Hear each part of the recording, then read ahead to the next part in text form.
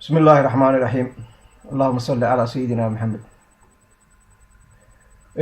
runtii markii ugu horeysa ma aha dhacdadan oo kale. Waxaan ka hadlayaa dhacdadan hadda cusub ee ah ESNT in la isku dayay in la kala jabiyo. taasi runtii waxa weeye sidaan hadalku bilaabay oo wax nagu cusub ma aha 8 sano dartii gameka ina Cumar Geele runtii wax nagu cusub ma aha. balse xaqiiqada runta ah waxa ay tahay dil wax ka weyn oo ina Cumar Geele isku dayay ma jirto. in dhimata iyo in hadda dhaawacii dhimasho ka badbaaday oo qaabkii dhimasho ka badbaaday xabsiyada ugu jirta waa badan yihiin. saa darteed marka hore runtii waxaan salaan iyo hambalyo iyo mahadnaqba u soo jeedinayaa Daahir Axmed Faarax iyo Axmed Yuusuf. kuwa xidhanase iyagu waaba mashraxiigu waa ka xidhan yihiin. ilaahay baan uga baryayaa inay sharci darrada xariga ah inay kasoo baxaan iyagoo bad qaba.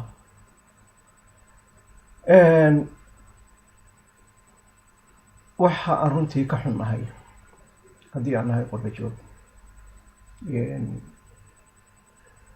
dadka yacnihii in badan baan filaynay inaynan weli premature ahayn. waa marka laga hadlo qaabka ESNT wax wajahday. kii majuur ahay waa ka soo baxay oo go-aankiisii bilowga ahaa qaabku u bilaabay yacnihii siday uga go-antahay isbedel doonku. waa kan ku taaganee ku saxsan ninka raggiina waa ninkii yacnihii celiye qowlkiisa. saa darteedba ayaan Daahir iyo Axmed Yuusuf hambali iyo mahadnaq gaara ugu soo jeedinaynaa haddaan qurba joogna. balse waxaan runtii ka xumaa anigu shaksi ahaan runtii aad iyo aad anigu xumaa inaan maqlo Cumar Cilmi Khayre inuu qayb ka ahaado nidaamkan doqonka ah, nidaamkan dhiigyacabka ah, nidaamkan isbedelka u arkaa iyo horumarka u arkaa dhiigga dadkiisa inuu ku maydho, darxumada iyo gaajada iyo dulliga dadkiisu ay ku jiraan inuu ku raaxaysto, u arka horumarka u arka, diiday furfurnaansho dimuqraadiyadeed iyo cadaaladda oo dadka wada gaadhi iyo nidaam kala dambeyn oo qurux badan oo adduunka la jaan qaadi kara in waddanka loogu horseydo diiday. yidhi haddaanad ogolaanin, haddaanad qaadan waxa anigu aan idiin akhriyo dimuqraadiyadda Jabuuti aan ka rabo waa taase. ninkii diidow dil baa ku leh, ninkii diidow gabood baa ku leh, ninkii diidow tarxiil baa ku leh, ninkii diidow waddanka inaanad soo geli karin baa ku leh. horumarka ina Cumar Geele waa kaas. marka horumarka noocaasa, xukunka noocaasa, cidda isku dayda ama yacnihii maankeygu uu siiyo inay isku dayda inay doorasho la wadaagto, waxaan leenahay anigu runtii xoojinaya hadalkii walaalkayga qaaliga ee Maxamed Roble ee ahaa cidda ina Cumar Geele ka dhursugaysa waa cid u baahan weli inay korto, aqliga ay ka korto, aqoonta ay ka korto, waaye aragnimada ay ka korto, adduunku sida uu socdo ay ka korto, yacni ay u socoto. saa darteed waxaan yacni ka xumahay mar kale Cumar Cilmi Khayre inuu qayb ka ahaado isagoo aan ognahay taariikhda halka uu taariikhda ka taagan yahay ee uu yahay the living legend keliya uu yahay haliyey yacni taariikhda nool uu yahay inuu ogolaado ama uu qaato ina Cumar Geele doorasho nooca ina Cumar Geele uu hayo looga badi karo ina Cumar Geele. waa mid aan dhacayn. nin kula ciyaarayo kula tartamaya waa waxaan laga badin karin, waa waxaan laga badin karin yacni adduunka garsoore kula ciyaaraya waa waxaan laga badin karin. marka waxay ahayd isku duubnaanshaha ESN xoogga keliya ayay ahayd, sharafta iyo quwadda iyo xaqiiqada ummaddu u baahan tahay, dalku u baahan yahay in dhibaatadan iyo jecedka looga saaro ayay ahayd. saa darteed horta marka hore aan xoojinayaa inay jirto ESN, way jirtay, wayna jiri doontaa insha allah. hadduu hal qof soo haro hadduu soo haro ESN way jiraysaa. isbedel kasta oo loo baahan yahay adduunkana waxa weeye dhibaatadaas iyo ka daran ayuu soo maraayo. waxa weeye ummadda waa la isku dayaa in la kala jejebiyo, in la gato, in la dilo, in la xidho, in la taxyiiro, intaba waa la isku dayaa. nidaamkan nin Cumar Geelena wax nagu cusub maahan, 38 sanada waxa uu ku jiray ee waddanka uu kusoo hogaaminayay taasi ahayd. tii marka in uu maanta hirgeliyana waxa ugu weyn uu samayn karo waxa weeye waxay noqotay in dadkii la gumaado oo taariikhda waan ognahay gumaadkii ka dhacay buldhaqo waan ognahay. in ciidamadii qaranka lasoo qaatay iyo lasoo kaxaystay si dadkii waddanka loogu gumaado. ciidamadaas oo ah runtii kuwii waddanka loogu talagalay inay difaacaan cadowga banaanka dibadda kaga imanaya ay ka difaacaan, laakiin cadowga in Cumar Geele uu noqday qof kastoo runta sheegaya ama qof kastoo diidan waxa uu in Cumar Geele aaminsan yahay. in Cumar Geele wuxuu aaminsan yahay inuu qof walba yeesho ayuu aaminsan yahay. qofkii diiday oo dhanna waxay noqotay cadowga keliya tayna Cumar Geele. marka runtii waxaan sheegaynaa marka qorbajooga hadana cadowga in Cumar Geele inuuna jirin, inuuna yani jirin waxaan isaga ka ahay. isaga ayaa cadowgiisa ah. in Cumar Geele ayaa cadowgiisa runta ah, isaga ayaa cadow isku ah. qofku markuu xaqiiqada ka leexdo uu runta baalmaro, uu been aamino, uu been sharci yani been iyo sharci daro sharci ka dhigo, cadowga uu leeyahay waa isaga laftiisu. taas waa taa. marka in hadalkay wuxuu ahaa doorashada tan ESN-ta isku dayasho inay ka qayb gasho. runtii mid noo cuntanta annaga maaha, runtii noo cuntami mayso. natiijada waan arkaynaa, already natiijada waan arkaynaa. nin dooran baad dooranaysaan, nin dooran ayaa dooranaysaan. in Cumar Geele already uu dooran yahay. resultaaga iyo natiijadu banaanka halka way taallaan, saxaaradu way buuxaan. ninka marka aaminaya shakhsiyaad baan arkaya sida ina turturo oo kale iyo dhowr shakhsi oo kale oo kuyaro MP ah ama xildhibaanaha ama dibite ah oo isku soo sharaxay inuu yahay waa nonsense. wax dariicanihi wax ku cuntamayo aqliga qofka bini aadan galaya ma Allahuna naxariiste Maxamed Warsame wuxuu ahaa shakhsiyaadkii sidaa looga tagay kale. in Cumar Geele marka albaab walba uu ka soo xidhmo waxa isku daya dadka inuu gato uu yani manipulation ku sameeyo. kaliba ila dooranaya doorasho madax bannaan baa jirtay iyo independent candidate baa jiray iyo waxyaabaha caynkaas inuu dadka u sheego oo adduunka ku maaweeliyo wax cusub ma aha.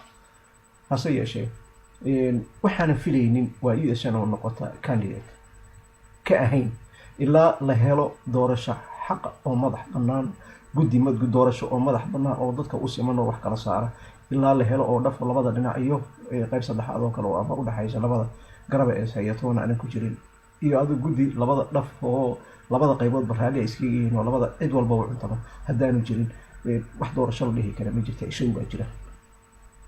show baa jira nin loo qurxinayo xaqdaradiisii iyo dullinimadiisii iyo nidaamkii waddanka uu kusoo maamulayay inuu sii socdo. in qof loo qurxinayo keliya ayay meesha u muuqataa. waxa aan marka leenahay baaq aan ugu diraynaa qorbajooga hadaan xubnaha uu Cumar Cilmi Khayre hormoodka ka yahay. waxaan u tilmaamayaa inuu hormood ka yahay waxa weeye waa madaxweyne ku-xigeenka ESN-ta, madaxweynihiisii Axmed Yuusuf ciddi diidan buu ka mid yahay sidaan fahanay, iyo Daahir Axmed Faarax oo afhayeenkiya inta diidan bay ka mid tahay. waxaanan qiraynaa inay saxsan yihiin. cidda diidan shakhsiyaadka diidani ama xisbiyada diidani inay saxsan yihiin baan qiraynaa, oon taageeraynaa, oon taageeradeeda siinaynaa. haddii ay noqotay in aad ka qayb gashaan doorashadii waayo aad u halgamayseen, waayo go-aankiinu uu ahaa doorasho xaq ahoo xalaala haddaanan la helin ka mid ahaan mayno, u qurxin mayno, xaaraan ugu sacabin mayno. hadalladiinii bay ahaayeen. marka waxaan leenahay baaqayagu uu yahay Cumar Cilmi Khayre iyo Yuusuf Judor Cabaaso iyo Shixib. intaan hadalladooda maqalay codkooda ama magacooga maqalay waa raggaas. marka waxaan leedahay bilaa caleyk karaamadiina iyo dadnimadiina iyo samcadiina iyo sharafta dalkiina iyo dadkiina iyo tiinaba meelaha kaga dhicina. meelha kaga dhicina waxa aan arkaynaayo wax qurux badan ma aha. ka noqda go-aankiina sidii aad u diideen ee hore diidmadu ha ahaato oo ninka raggii iyo qowlkiisu waa ka buuxiye ee ahaa waxaa la yidhi diin baa ilaah la yidhi ilaahu yani afka aan ku cunay aan carmo ku cunay caws ku cuni maayo. afkii shalay aad ku tiri maya inaad maanta haa ku tidhaahdaan waa mid laga qurux badan yahay runtii. taasi waa tan. waxaa kaloon idiin sheegayna oon ognahay in hadda waxaa lagu jiray